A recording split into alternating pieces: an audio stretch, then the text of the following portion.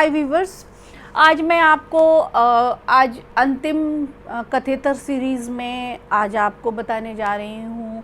क्या आपको मालूम है कि प्रेमचंद ने जीवनी साहित्य भी लिखा है।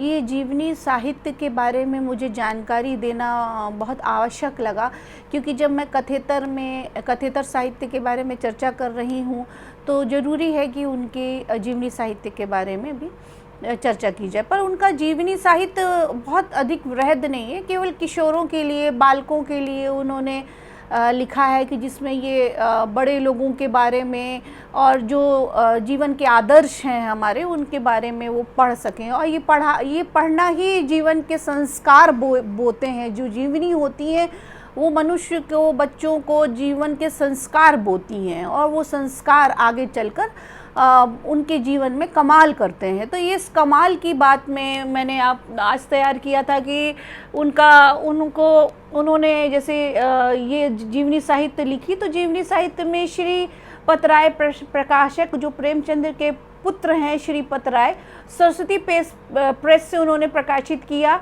कि कलम, तलवार और त्याग। तो कलम, तलवार और त्याग पर उन्होंने अलग अलग उसको सॉर्ट आउट कर दिया, उसको अलग अलग विभाग दे दिए कि कलम के अंतर्गत जैसे 5 विभूतियाँ आती हैं, शेख सादी, सर राम कृष्ण भंडारकर, वहीदुद्दीन सलीम, अब्दुल हलीम और रेनॉल्ड्स एक चित्रकार थे, विदेश के थे, तो उनको इसके बारे में उन्होंने अपनी जीवनी लिखी। फिर तलवार में जितने भी तलवार में हैं, जैसे राजा मान सिंह हैं, राणा प्रताप हैं, और वो उसके बाद आप देखिए राजा टोडरमल हैं, अकबर हैं, और ये सारे लोगों पर उन्होंने किया है। अब त्याग मतलब जीवन को जिन्होंने त्याग के आधारभूत में और आध्यात्म के रूप में जीवन को अपने स्थापित किया, अपने जीवन मूल्यों को स्थापित किया, उन जीवन मूल्यों की बात उन्होंने त्याग पोर्शन में की है या त्याग विभाग में की है, या त्याग में जब उन्होंने बांटा तो वो है बदरुद्दीन तैयब हैं, गोपाल कृष्ण गोखले हैं जो कांग्रेस के नेता हैं, सर सैयद अहमद हैं जिन्होंने अलीगढ़ मुस्लिम यूनिवर्सिटी की स्थापना की, और विवेकानंद हैं। ये 4 लोगों को उन्होंने त्याग की श्रेणी में रखा है। फिर इस बारे में बात करना है कि प्रेमचंद रचनावली खंड 18 में ये सारी कृतियाँ आपको मिल जाएंगी। जब आप प्रेमचंद को पढ़ें तो प्रेमचंद की कथाएं और उपन्यास ही शीर्ष पर नहीं है। मुझे लगता है कि इसका पढ़ना, इसका विवेचन, इसका विचार, इसका विमर्श कम किया गया है, क्योंकि इनके उपन्यास और उनकी कथाएं साहित्य जगत में शीर्ष पर हैं। पर मुझे लगता है कि इसके बारे में भी जानकारी, क्योंकि वो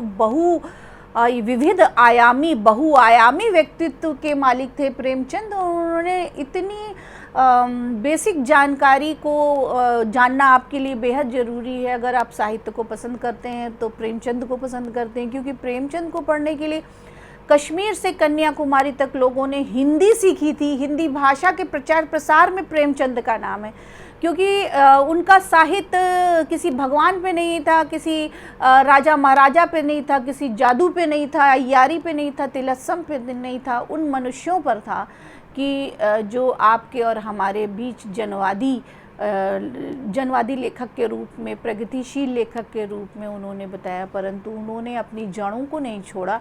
ये मैं बताना चाहती हूँ कि जीवनी साहित्य में जो हमारे संस्कार बोल सकते हैं, जो हमारे जड़ में जो विद्वान हैं, और वो है चाहे विदेश के हों चाहे हमारे देश के हों, जीवनी साहित्य बालकों के लिए बहुत अधिक इम्पॉर्टेंट होती है, बहुत अधिक ज़रूरी होती है, क्योंकि आज हम जो जीवनी साहित्य बच्चों को पढ़ाने के लिए, तो बच्चे अगर इन लोगों की जीवनियाँ पढ़ें तो उनके अंदर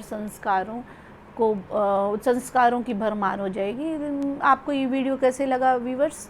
मैं इसके बाद इस सेकेंड वीडियो में जीवनी के बारे में उन्होंने क्या क्या लिखा है उसके बारे में मैं आपको बताऊंगी। तो थैंक यू व्यूअर्स, मुझे अच्छा लगा ये बताकर कि उनके कथेतर साहित्य में क्या क्या है। Thank you viewers, thank you very much. Comments, subscribe और कमेंट्स ज़रूर करिए। अगर आपको किसी खास वीडियो को या खास साहित्य के चैप्टर को सुनना है, समझना है, तो मुझे ज़रूर लिखिए। Thank you very much.